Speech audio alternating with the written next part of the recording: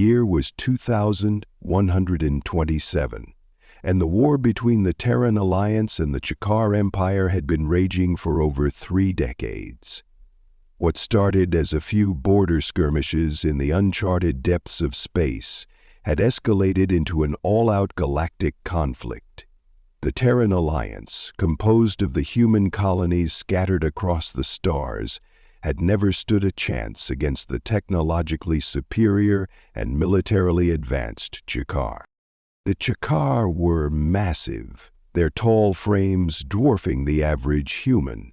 Their exosuits, enhanced with powerful energy shields and plasma weaponry, made them seemingly invincible on the battlefield. Their strength was unmatched, their combat tactics flawless.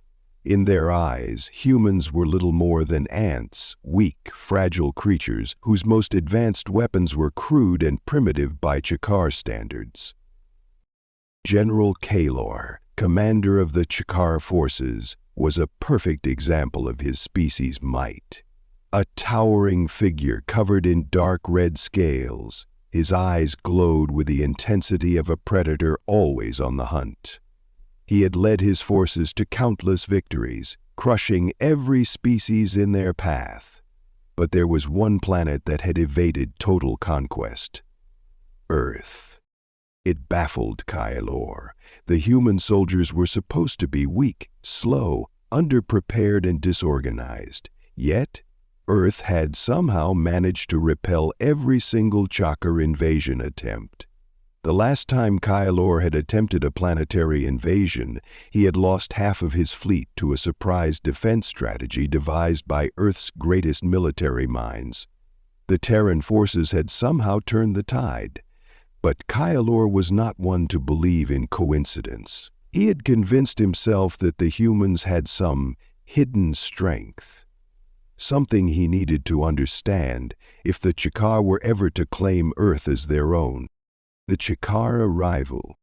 The Chakar's newest invasion force arrived in Earth's orbit with devastating precision. The fleet consisted of massive ships, each designed to withstand the most punishing of planetary defenses. But it wasn't the ships that were Kahlor's main concern. He had learned to respect Earth's ability to adapt, and he needed to understand what made them so unpredictable. General Kahlor had carefully selected a team of elite soldiers to accompany him on the ground invasion. He knew that a full military strike would break through Earth's defenses, but it was the human resistance fighters, the ones who fought without advanced technology, that interested him. They were the true challenge. At the heart of the invasion was a place known as St. Lawrence, a once thriving metropolis on the northern border of North America. It had been abandoned in the early stages of the war, but the Chakar had discovered that remnants of the human military still held a foothold there. It was an ideal location for the Chakar to test their new weapons, and for Kahlor to personally investigate the strength of the human soldiers. Sergeant Iris West, a veteran of Earth's elite combat division, had spent years fighting the Chakar forces on Earth's soil. She had seen the devastation and the casualties, but she was a survivor. Her unit had been decimated by a surprise attack months ago, and now she was one of the last remaining soldiers in the region. Iris had heard the rumors. The Chakar were coming in full force, and this time they were bringing new weapons. Earth's military leaders had given the order to prepare for one last stand in the ruins of St. Lawrence. The first encounter. The Chakar ground forces descended onto Earth with a fearsome presence. Their heavy boots cracked the pavement of St. Lawrence as they marched, weapons raised and shields active. The human soldiers, though severely outnumbered, were ready to make their stand. They had nowhere to run, and they were not about to let their planet fall without a fight. Iris crouched low behind the wreckage of an old building, watching as the alien forces advanced through the city streets. She could see the glowing red eyes of the Chakar soldiers through the smoky haze of their landing zone. Her grip tightened around the rifle in her hands. but she knew that firepower alone wouldn't win this fight. The Chakar had more advanced weaponry and better technology. If they were going to survive, they needed strategy, something the human soldiers had in abundance. Iris activated her comm device. "All units, hold position. We can't afford to engage them head-on. Wait for my signal." She could hear the urgency in her voice, but she had to maintain control. Her squad, what was left of it, was scattered throughout the ruins, waiting for the right moment to strike. They had all seen too many of their comrades fall to the Chakar's relentless advance. But Iris knew something her squad didn't. The Chakar, though formidable, had one fatal flaw. They underestimated humanity. The Chakar underestimate humanity. The Chai soldiers had always believed that humans were weak, fragile creatures who fought with desperation but had little true strength to back up their courage. They had watched humans struggle against the might of their weapons, and they laughed at their primitive attempts to defend their world. To them, it was only a matter of time before Earth fell completely. General Kaelor, standing in the midst of his troops, gazed out over the battlefield with disdain. His soldiers were beginning to breach the human defenses with little resistance. "These insects cannot stop us," he muttered, more to himself than to his officers. "Continue forward. Their defenses will fall within hours." His officers nodded, their eyes gleaming with the thrill of victory. "Yes, General. The humans are already retreating."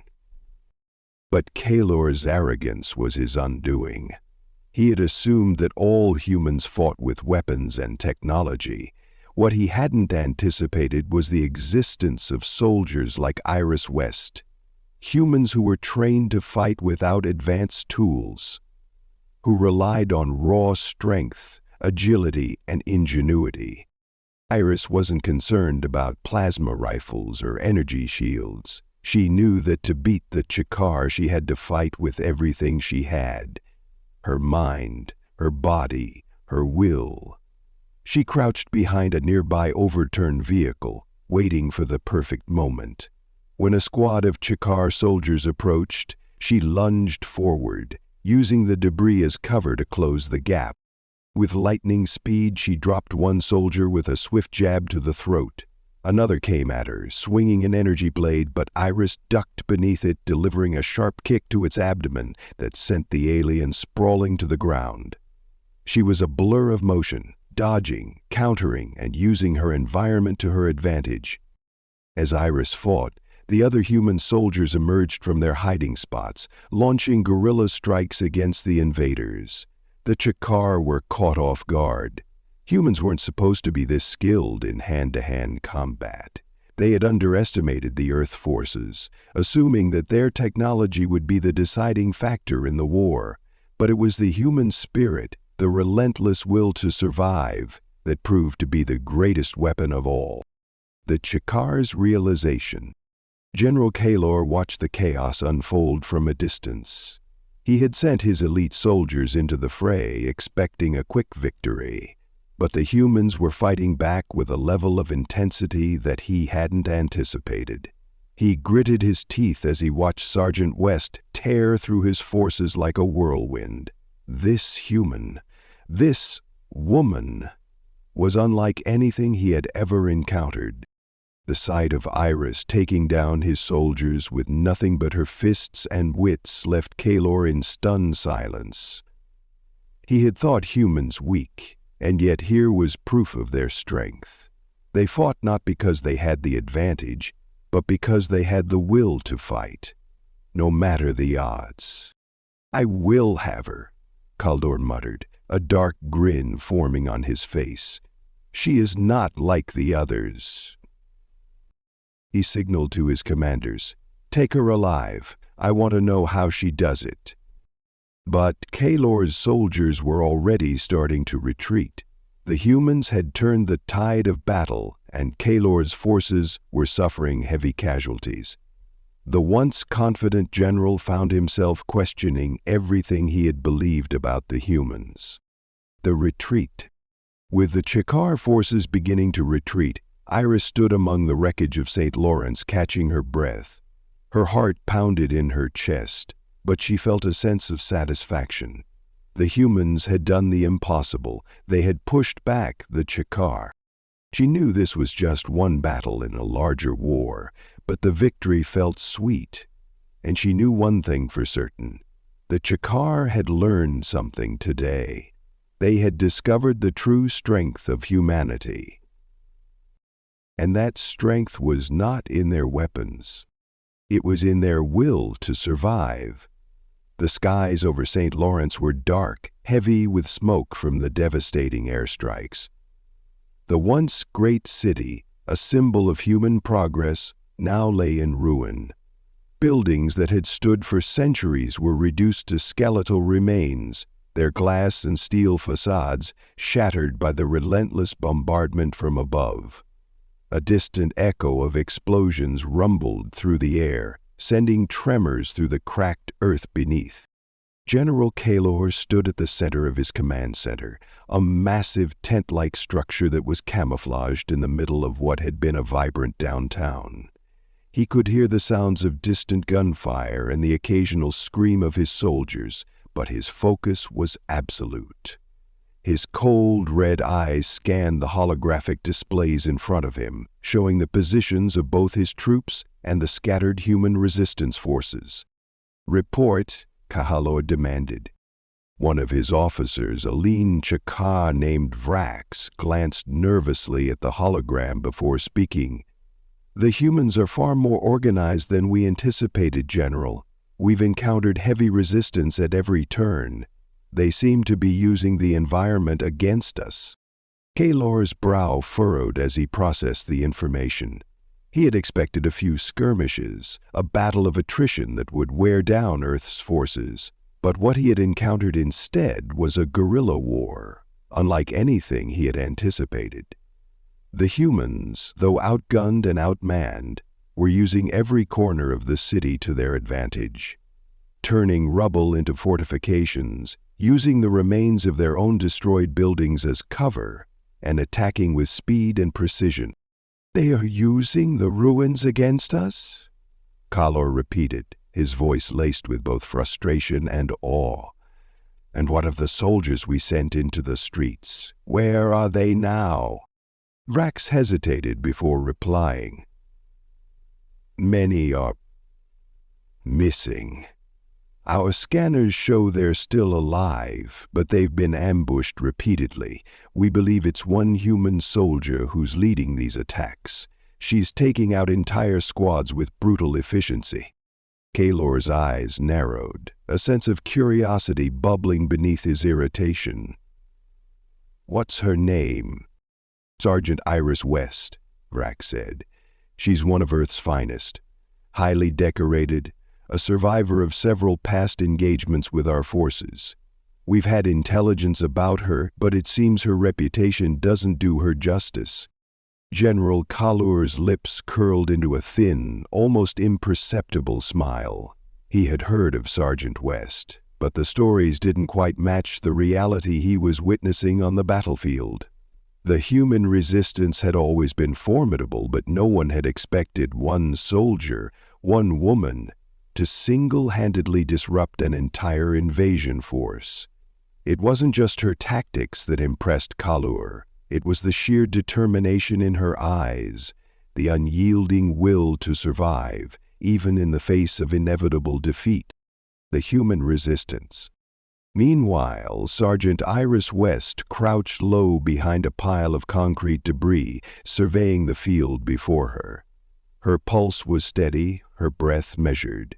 Despite the chaos that surrounded her, she had trained herself to remain calm, to think strategically. The Chakar were relentless, but she had learned to read their patterns, anticipate their next move. Her squad was scattered, fighting across the city in various pockets.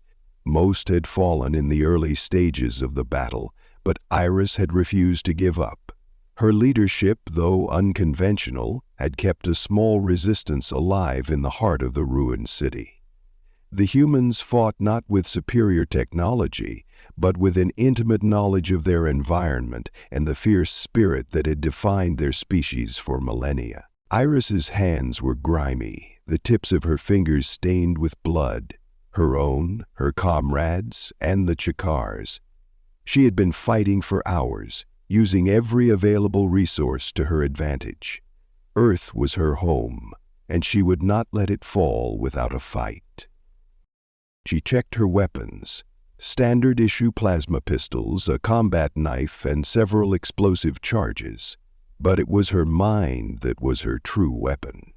Iris didn't need fancy gadgets or heavy artillery. She had something far more dangerous: an unbreakable will and an intimate understanding of how the Chakar fought. She knew that this battle would not be won with brute force. It would be won by outthinking her enemy, using their arrogance against them. A soft hiss from her comm device broke her concentration. It was a transmission from one of the few remaining soldiers in her unit. Sergeant Dorian Carter, one of the survivors of an earlier skirmish, was on the other end. "Iris, we've got Chakar forces pushing from the north. They've brought in reinforcements. We won't be able to hold them off for much longer." Iris clenched her jaw, her mind racing. They didn't have the manpower to take on the incoming Chakar soldiers, and they couldn't afford to retreat. Not yet. "Dorian, hold your position. I'll be there in 5 minutes. We have one shot at this," she said, her voice calm despite the urgency. "I'll create a distraction. You take the high ground."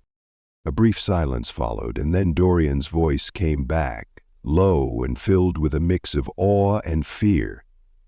I don't know how you're doing this, Iris. You've been at this for hours. It's like you don't even need a weapon to kill them." Iris's lips curved into a grim smile as she glanced out from behind the debris. "Weapons are only as good as the person holding them, Dorian. Now, stay sharp. The battle escalates." As Iris moved deeper into the heart of St. Lawrence, she could hear the sounds of battle all around her. Plasma fire, shouts in an alien tongue, and the occasional roar of a Chakar soldier. She ducked behind a shattered wall, peering through the gaps to survey the incoming forces. She was alone now, but that was nothing new. Her unit had dwindled to nothing, and she had no choice but to take the fight to the Chakar herself. Through her binoculars, Iris spotted a group of Chakar soldiers preparing to move in on Dorian's position. They were too well organized, too heavily armed for a straight-up confrontation. But that's where Iris had the advantage. She had the terrain, and she had the element of surprise. She activated a small device on her wrist, sending a signal to trigger a series of explosions hidden throughout the city. The ground beneath her feet shuddered as the first wave of charges detonated, sending debris flying in every direction. The Chakar soldiers were thrown into disarray, their focus shattered. In the chaos, Iris moved quickly, using the destruction as cover. She sprinted across the broken streets, her mind calculating every move as she darted through the crumbling ruins. The first group of Chakar soldiers was too slow to react. Iris made quick work of them, knocking one out with a well-placed punch to the throat and another with a kick that sent him sprawling into a nearby building. The last soldier in the group reached for his weapon, but it was already too late. Iris grabbed his arm, twisting it behind his back before slamming him into the ground. She didn't need to kill him.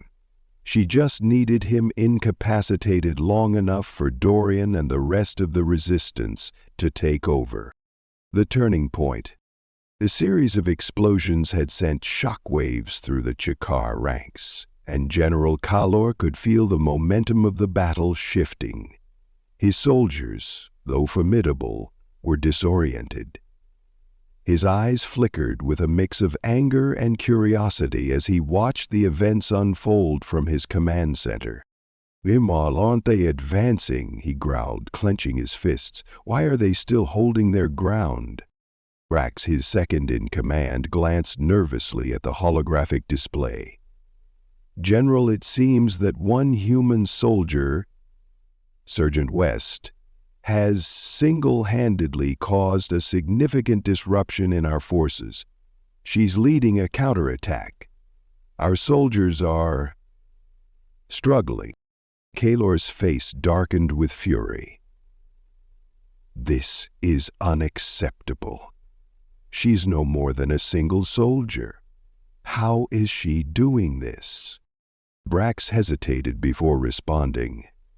"We don't know, General, but she's using the terrain to her advantage. He trailed off, unable to find the right words. Kaylor's eyes gleamed with a dark understanding. The human had caught his attention.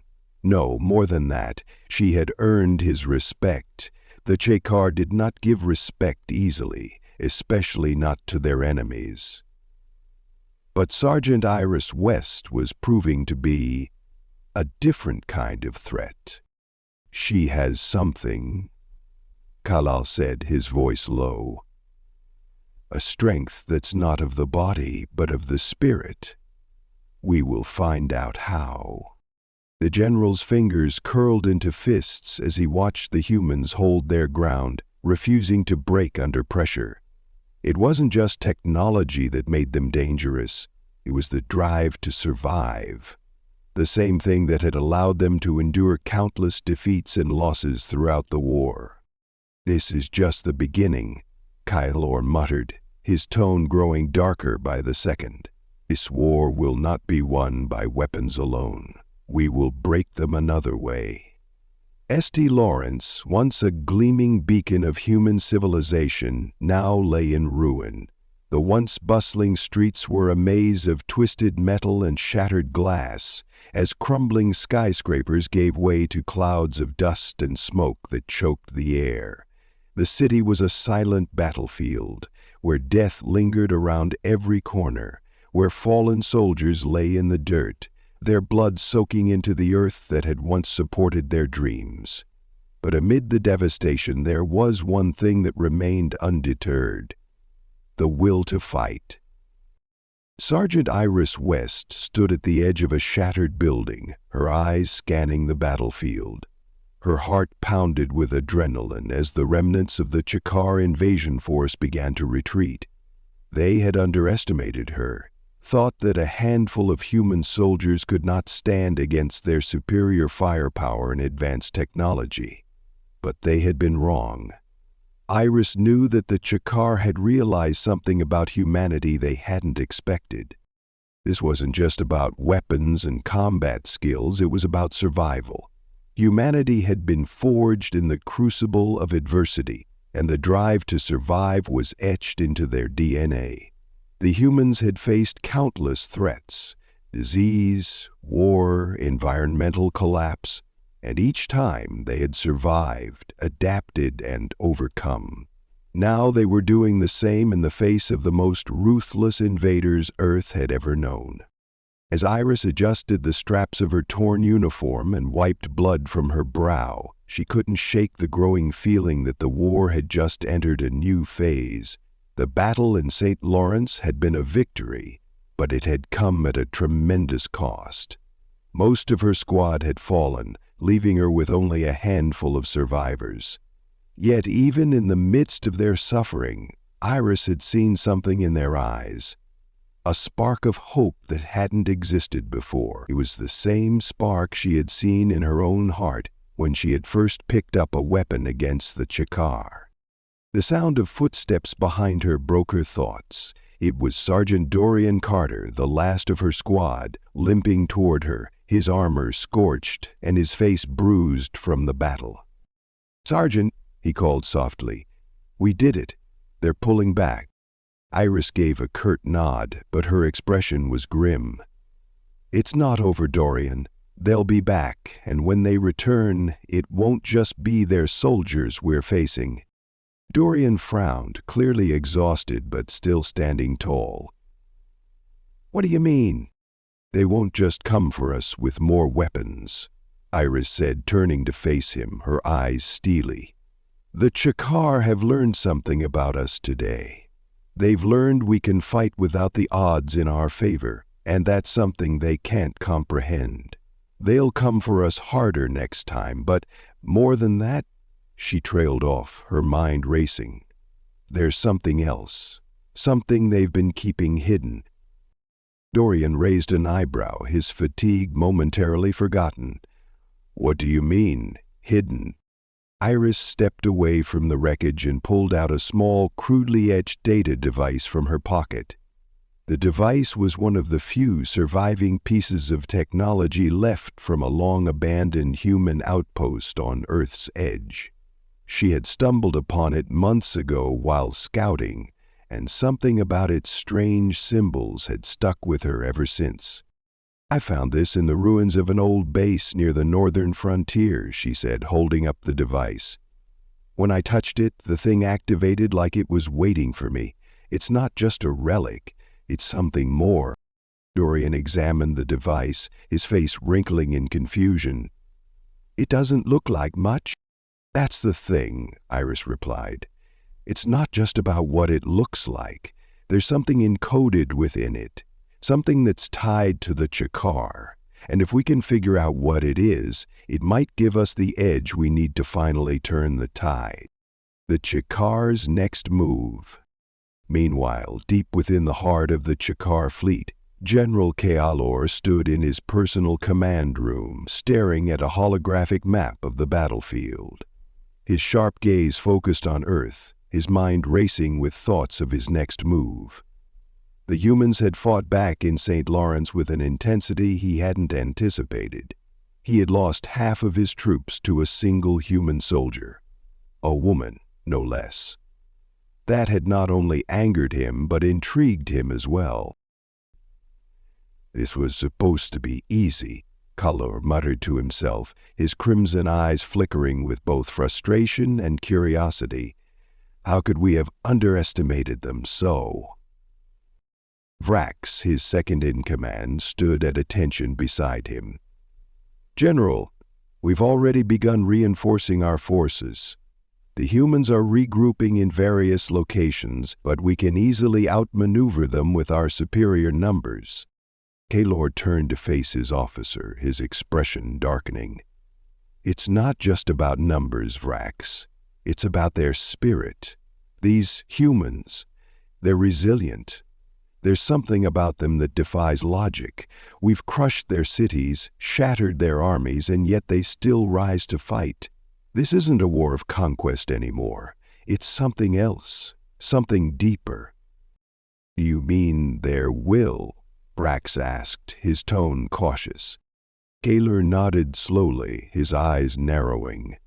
Yes, the will to survive. That's the human advantage. It's not their technology, not their weaponry. It's the fact that they will never give up. Even if we burn their world to ashes, they will find a way to fight back. We need to understand this. Vrax's voice was laced with disbelief. Are you saying we're not just fighting to conquer Earth, but to understand its people? To understand them?